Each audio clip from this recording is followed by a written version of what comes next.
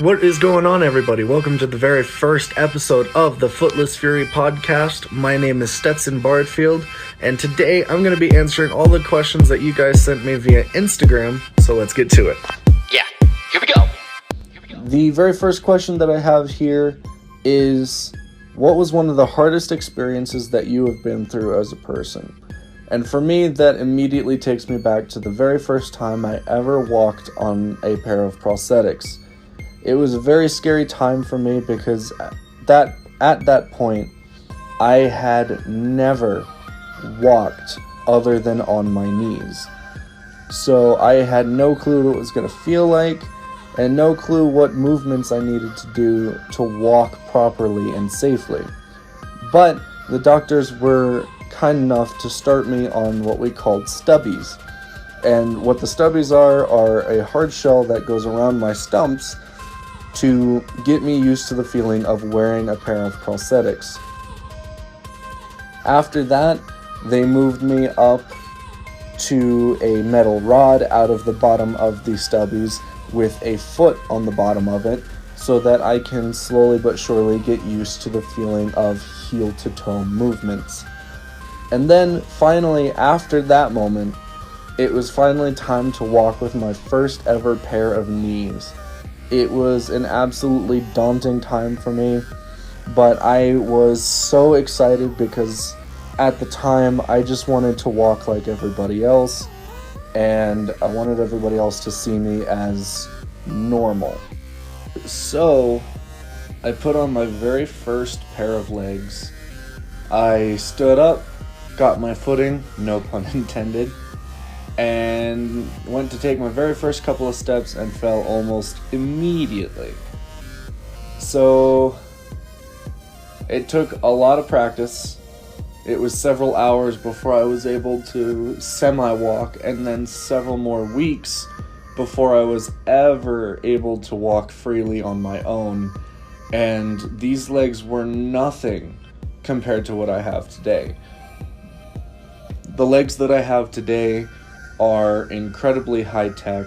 They have hydraulics built into them. I even have a remote for them. What the hydraulics do is whenever I put pressure on the toe of the prosthetic, the knee will bend, and then as soon as I pick up the leg to go into the next step, the knee will automatically straighten with my movement.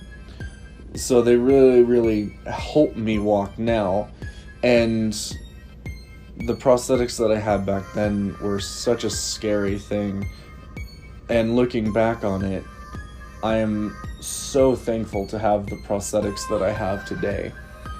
And there's the story that hopefully answers the question, what is the hardest thing that you've gone through as a person?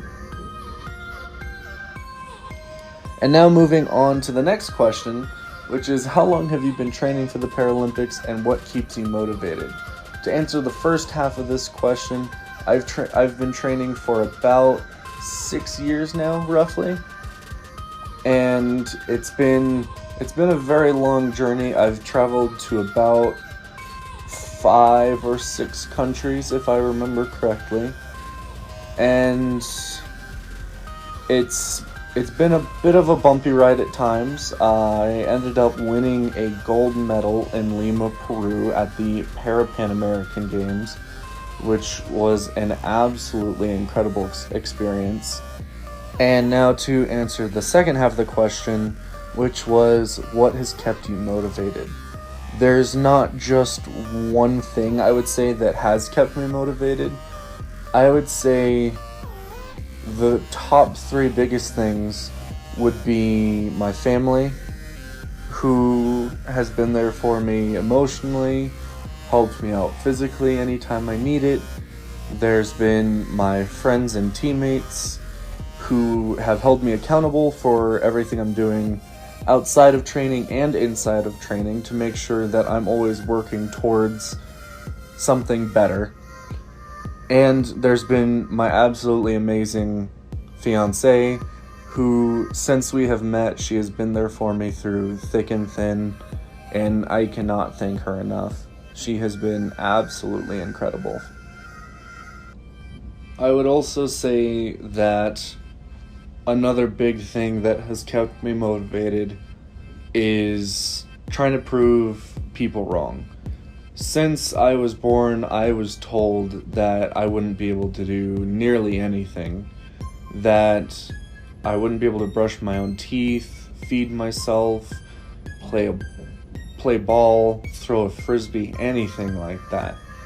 And since I have gotten my prosthetics, I have already proved many of the doctors and many other people who have said that I wouldn't be able to do things wrong. I have gone snowboarding, I've gone kayaking, I've done fly fishing, I've gone hunting, and these are all things that way surpass anything that the doctor said I would ever be able to do. So that has absolutely been a big motivator for me, because I want to prove people wrong, not in a disrespectful way.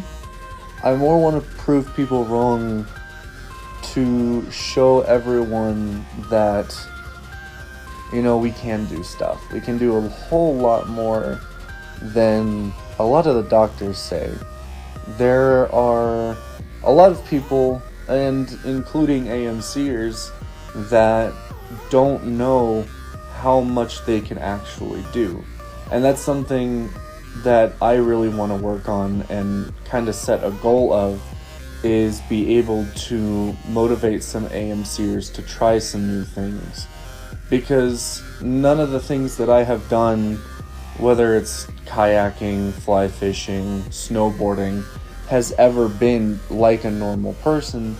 There's always been some adaptations to it, but that just means that there are so many people with disabilities that with a little bit of adaptation can do so much more than they believe they can. And I really want to be able to help them with that and kind of guide them through some things to teach them what all they really can do and reach their full potential. And with that, I think that's going to be the last question I answer for now. Please come back for the next episode. I'll be answering more questions. I hope to bring on several of my friends here at the Olympic Training Center that do different sports. I have a friend who's a gymnast that is talking about coming on. I just have to seal that. And I also have a friend that does track and field that I'm going to hope to get on here as well to answer some of your guys' questions. So if you have any questions for them, please let me know and send them to me, whether it's via Instagram or Facebook. I'd be happy to ask them those questions. And now a big shout out to Adaptive X Training.